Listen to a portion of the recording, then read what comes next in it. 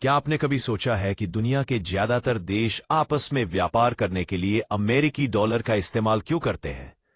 अपनी अपनी मुद्रा क्यों नहीं? और सबसे बड़ा सवाल, क्या कभी डॉलर अपनी ताकत खो देगा?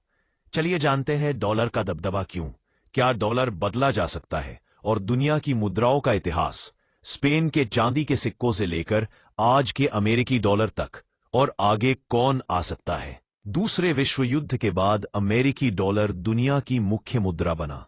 1944 के ब्रेटन वुड्स समझौते में डॉलर को सोने से जोड़ा गया और बाकी मुद्राएं डॉलर से। उस समय अमेरिका दुनिया की सबसे बड़ी और मजबूत अर्थव्यवस्था था। 1971 में डॉलर को सोने से अलग कर दिया गया, लेकिन भरोसा बना रहा। आज लगभग 60% विदेशी मुद्रा भंडार डॉलर में है, और तेल, सोना व समुद्री व्यापार भी डॉलर में ही तय होता है। क्यों? क्योंकि डॉलर स्थिर, भरोसेमंद और आसानी से लेन देन होने वाली मुद्रा है। आप सोच सकते हैं, देश अपनी अपनी मुद्रा में व्यापार क्यों नहीं करते? जवाब है भरोसा और स्थिरता। कई देशों की मुद्राएं अस्थिर होती है, महंगाई से प्रभावित। अगर दो देश एक की मुद्रा इस्तेमाल करें तो दूसरे को भारी जोखिम उठाना पड़ता है। डॉलर इन दिक्कतों को आसान बनाता है, ये अनिश्चितता कम करता है और व्यापार को आसान व सुरक्षित बना देता है।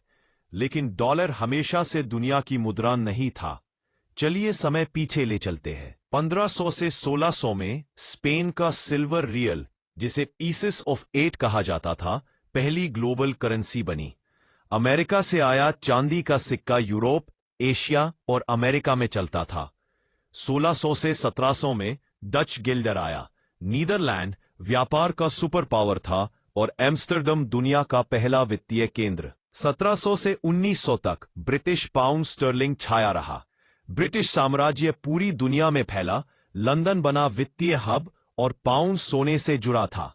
19वीं सदी में आधे से ज्यादा व्यापार पाउंड में होता था। आखिरकार 20वीं सदी में अमेरिकी डॉलर ने कब्जा कर लिया। दो विश्व युद्धों ने ब्रिटेन को कमजोर किया और अमेरिका सबसे बड़ी ताकत बन गया। डॉलर सोने और बाद में भरोसे पर टिका रहा और आज तक राज कर रहा है। तो क्या डॉलर को कभी बदला जा सकता है? इतिहास बताता है कि कोई मुद्रा हमेशा शीर्ष पर नहीं रहती। स्पेन का सिक्का, डच गिल्डर, ब्रिटिश पाउंड, सब ने अपनी बारी खोई। आज चुनौती देने वाले हैं यूरो, चीनी युआन, IMF का SDR और डिजिटल करेंसीज। लेकिन सभी की अपनी सीमाएं हैं। यूरो सिर्फ यूरोप तक सीमित है। युआन पूरी तरह फ्री ट्रेड